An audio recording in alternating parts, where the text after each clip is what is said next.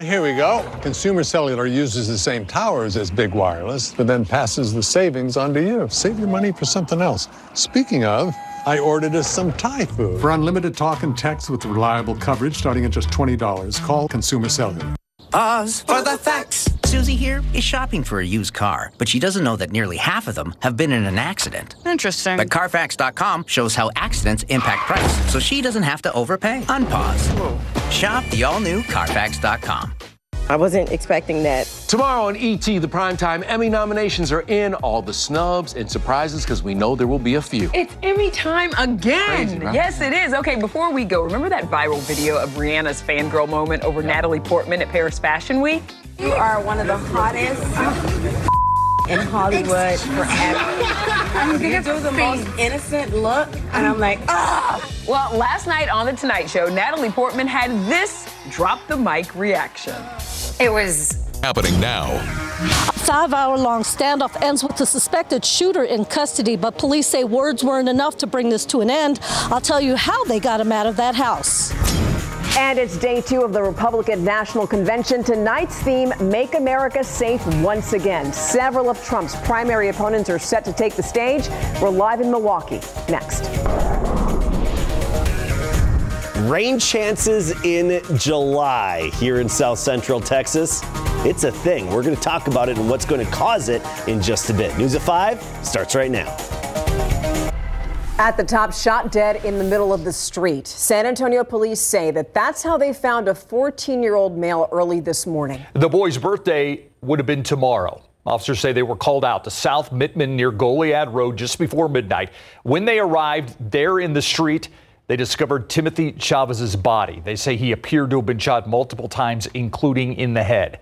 He was pronounced dead at the scene. Detectives say, according to family members, a vehicle was heard speeding off after that shooting stopped. They were not able to identify the make or model of that vehicle. So far, no arrests have been made. Police are still investigating. Now we know who was found dead on the driveway of a home on Sunday. He's 26-year-old Rashad Ellison. San Antonio police found Ellison at a home on Canton Street near North Palmetto Avenue. Investigators say they found several handgun and rifle shell casings right near his body. At this point, no one's been arrested, and police also have not yet described a suspect. It took 5 hours for San Antonio police to catch up with a man who now may have to spend years behind bars. That suspect is accused of beating and shooting a woman, then barricading himself inside of their home.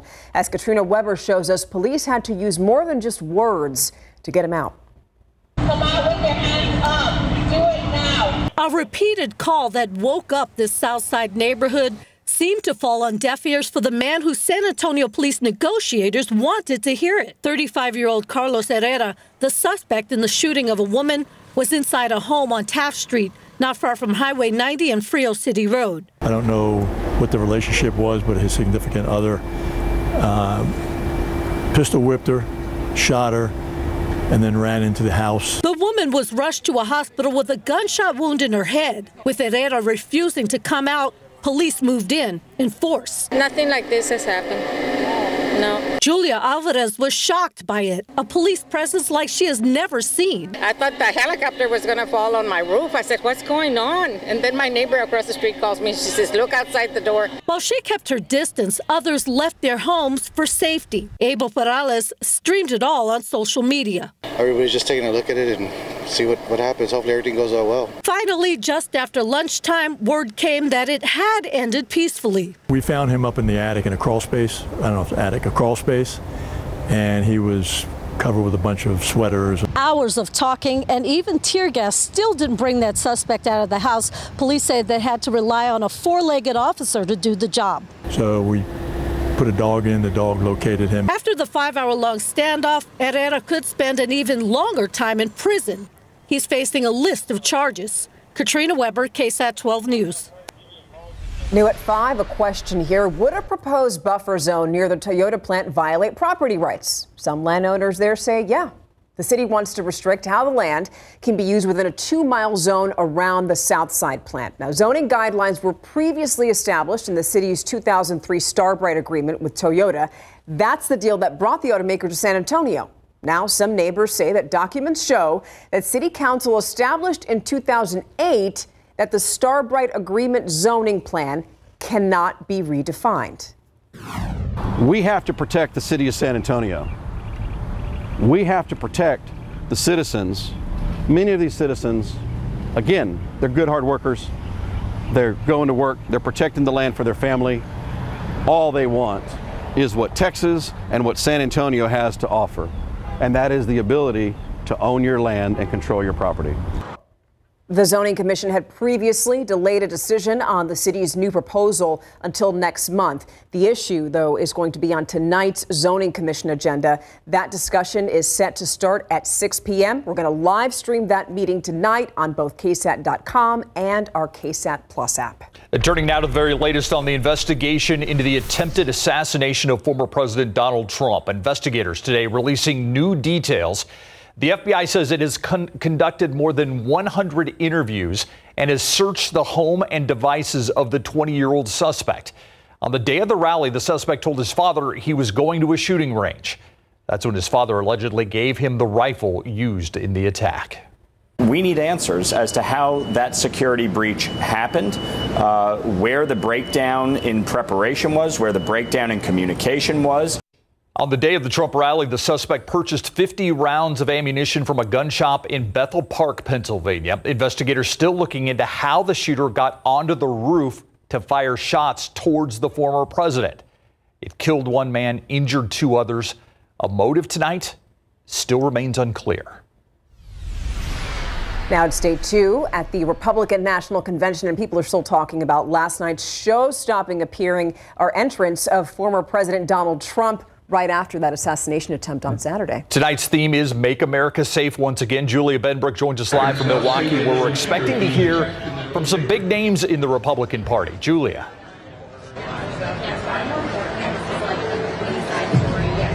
That's right. There is a long list of notable speakers tonight. It includes senators, members of the House of Representatives, a reality star, one of Trump's top contenders for the vice presidential job, and a couple of his former primary opponents. Now, we have learned that Trump and his newly announced running mate, Ohio Senator J.D. Vance, are expected to make another appearance tonight, but it will be difficult to top the surprise visit yesterday.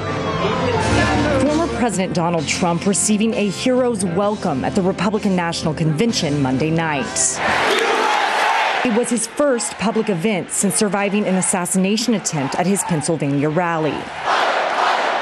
Next to him, his vice presidential pick, Ohio Senator J.D. Vance. On Tuesday, we're hearing from several of Trump's former primary opponents, including Florida Governor Ron DeSantis, who quickly endorsed Trump after dropping out of the race in January. The majority of Republican primary voters want to give Donald Trump another chance.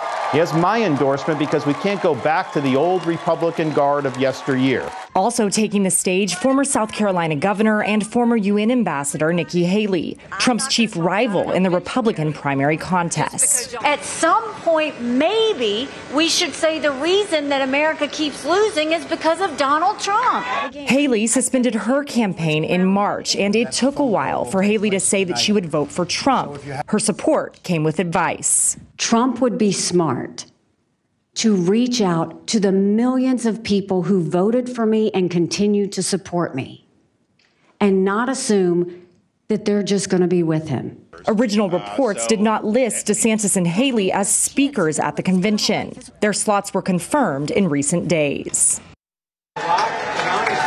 Also expected to speak tonight, Florida Senator Marco Rubio, a top contender to be VP. In fact, he learned just yesterday that he had not been selected. But he's making it clear that he supports this ticket, going to social media shortly after Vance was announced, saying that he thinks the Ohio senator is a fantastic choice. Reporting live in Milwaukee, Julia Benbrook, KSAT 12 News. Julia, there are new details about how former President Trump picked Senator J.D. Vance to be his running mate. What can you tell us about that?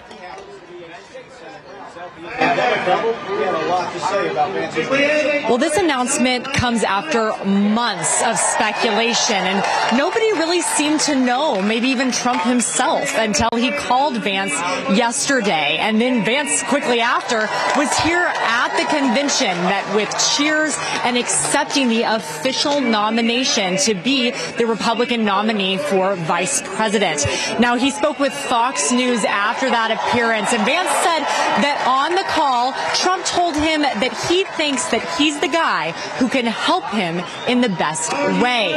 Now, Trump listens to a lot of the people around him, and there were some big names in his orbit that were in Vance's corner. That includes his oldest son, Donald Trump Jr., and conservative media host Tucker Carlson.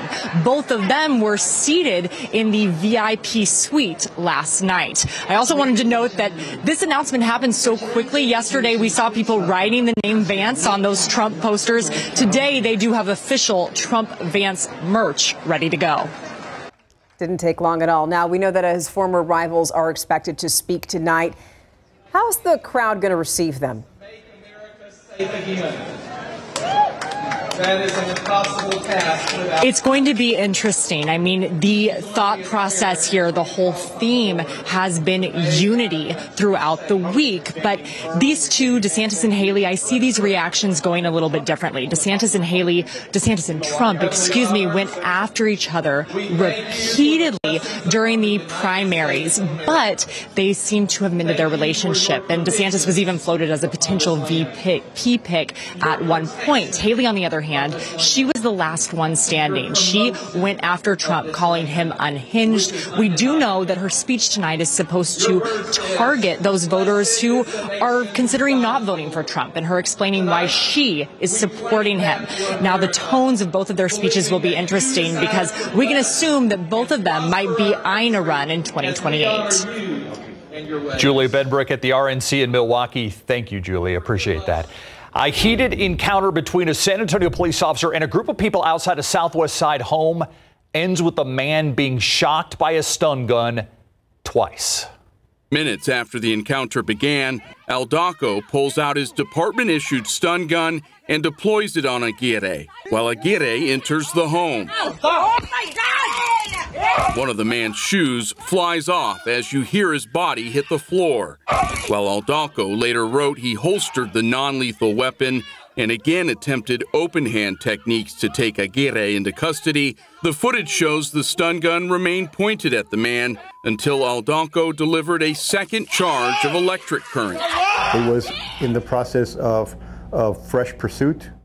Officer Juan Mandujano teaches patrol tactics at SAPD's training academy and is the department's master taser instructor. It's not uncommon for officers to forget little details about their encounters under stress. We see it over and over again. Tonight on the Night Beat at 10, KSAT investigates the San Antonio police officer's use of force and whether the officer's actions were justified on that day. You can read KSAT Investigates full investigation right now on our website. Just simply scan the QR code that you see right now on your screen.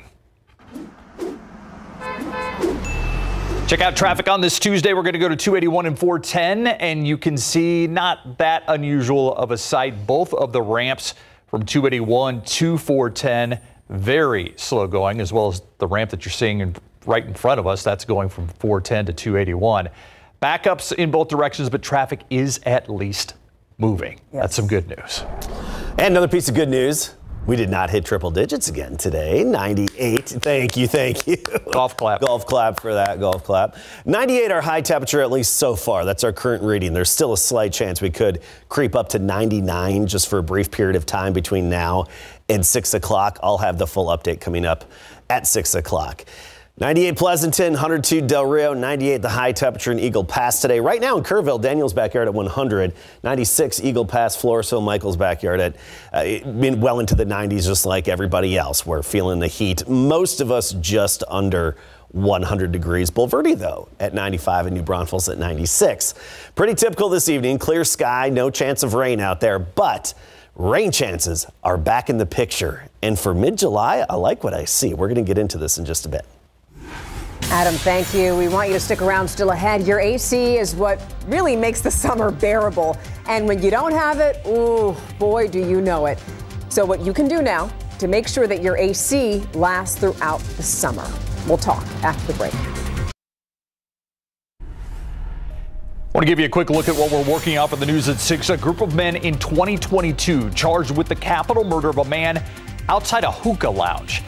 One of those men going to trial. We're going to take you inside the courtroom for opening statements and also tell you why the others aren't going to be facing a jury. This story and more coming up on the news at 6. Here in Texas, the dog days of summer filled with challenging heat. That's the type of heat that gets you and everything else to work overtime to get and stay cool. Not to mention your air conditioner. Yeah. Right? Patty Santos is going to share how to keep the inside of your home cool and also keep your AC from going on the fritz. You can't have a good summer without a good AC in Texas. July and August are some of the busiest times for air conditioning repair companies. The good news is the temps have not reached over 100 degrees, so waiting times are not too long for service calls yet. We spoke with a technician who tells us how to avoid major problems. So a lot of the problems that we see most this time of year are going to be the no cool calls. There's going to be thermostat problems, strange noises, strange smells, poor airflow issues, and water leaks is another big one that we see. Jeremy Cox with John Wayne Service Company says the good news this summer is there's been no disruption to parts being available like last year. He says homeowners investing into a good all-inclusive service tune-up that might cost $70 to $100 is a good preventative way to avoid problems later this summer. Have someone to come out, check the system, that knows what they're doing, look at it, look for worn parts, and replace those weaker worn parts before they turn into major repairs. Patty Santos, KSAT 12 News. The one thing that could offer us some relief instantly, and it's organic and free, is rain. Although if you look at the skies right now, doesn't really look likely, but that's why we have Adam Caskey here to talk to us about that. You know, I just love being able to talk about rain chances in mid-July here in San Antonio. You know, you see the chances on the screen, you know, we're talking anywhere from 20 to 40%, and you say, oh, okay, but, you know, I wish it was something a little bit more. Of course, we do, but keep in mind, it's good to just have an opportunity in July. That's my highlight with our weather headlines. We're highlighting rain chances in July. We don't get to talk about it very often, especially without an organized tropical system moving our way. Increasing chances starting Thursday, especially by the afternoon. Also, temperature trend. We're going to be turning a little cooler than average for this time of year. Okay, rain chances. Thursday up to 30%. Friday, Saturday about 20%. Then we're back to 30% Sunday. And even early next week starting to look a little more promising with those rain chances now up to 40%. By Monday and Tuesday. We'll talk about the shift in our weather pattern in one moment. First, upper level high. It's still over the Four Corners states, centered over New Mexico now. But remember, this time yesterday, it was over the panhandle of Texas. It's starting to drift westward and will continue to do so. It's not going to be centered overhead. The heat high, not centered over Texas. That helps us out. It already has helped us out quite a bit. And this northerly flow aloft, because of that highs over the Four Corners, clockwise circulation around it, that keeps the door open for some energy and disturbances. Also, a weak cold front that's going to be dropping into Texas by tomorrow and even our area by Thursday. So notice that cool front drops in. It's not going to change temperatures at all, not that kind of a cool front, but a triggering mechanism to lift the air and get a few showers and storms going. Notice by Thursday morning, some action could be up in parts of the Edwards Plateau. And then we get into Thursday afternoon, and we should start to see some development in and around San Antonio and surrounding areas. Now, I want to really stress, don't pay close attention to the exact location of the computer-generated forecast downpours. They could really pop up just about anywhere on the map here. It's just a mere fact that it's in agreement and showing some development starting on Thursday. Now let's talk about our temperature trend. 98 again tomorrow, mid-90s, 95 Thursday. That's exactly average.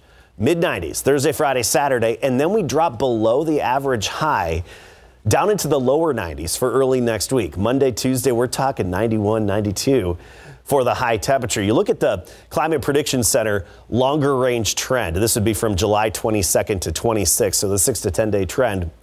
Central U.S., cooler than average. It's good to see that. We're going to talk about what's causing that coming up at 6 o'clock. I want to point out, so far this year, we've had 12 100-degree days. By this time last year, we had 22. So definitely not on pace with that, which is nice to see. 77 in the morning tomorrow, 91 at noon, 98 the high, very similar to today. Making it to 100 in Cotulla and Carrizo Springs, Uvalde 98, New Braunfels a high temperature of 98 as well. So cooler temperatures, I should say, not as hot temperatures as we often put it this time of year, but actually dropping a little below average. Talk about what's causing that at 6 o'clock. All right, thank you. All right, the baby Spurs seem to like Las Vegas, Mary. Yeah, great start for them, an undefeated start. And CD Sissoko telling us how he felt about facing fellow Frenchman and this year's top pick by the Hawks, Zachary Risacher. Plus, the Olympics right around the corner, and the scene in Paris is coming together. Stay with us.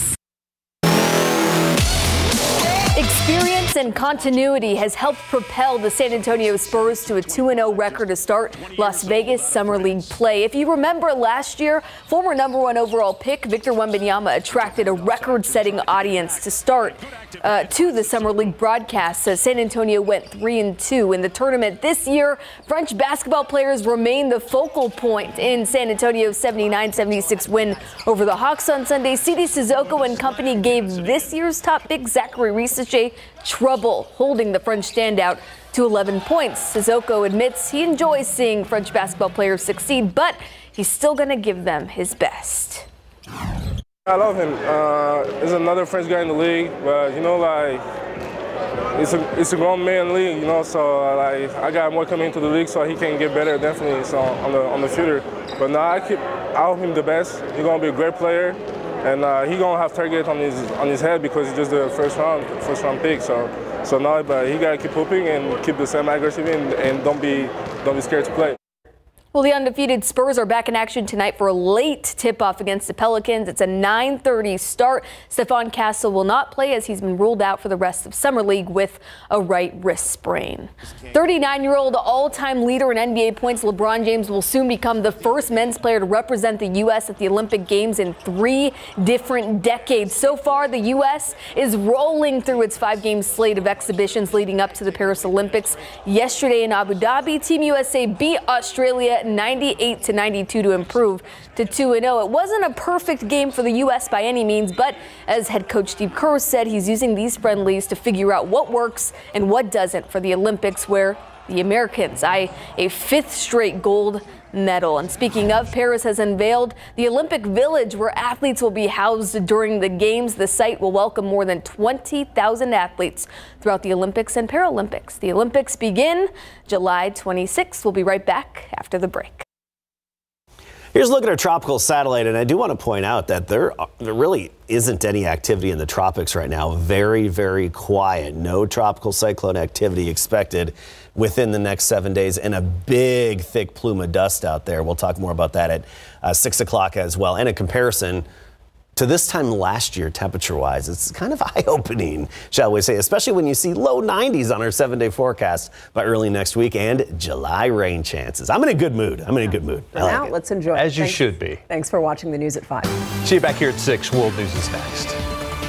Rowdy.